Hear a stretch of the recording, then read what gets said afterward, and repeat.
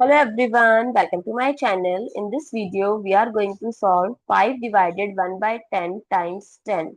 So let's start with today's video solution. So this expression looks simple but still many people fail to solve because what they do, they cancel out the 10 with 10 and 5 divided by 1 as 5, which is the incorrect answer. Yes, you heard it right because the approach is wrong.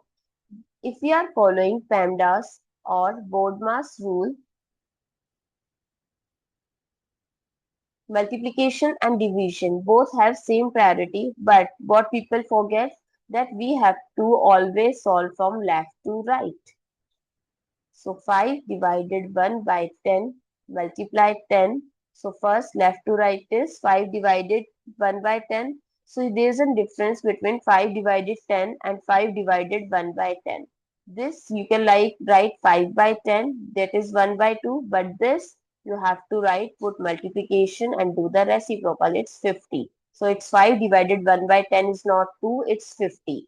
And 50 times 10 is 500. So what is the correct answer? 500, not 5. I hope it's clear and you find it useful. So don't forget to share your feedback through like, share, comment and subscribe to my channel. Thanks for watching. See you in the next video.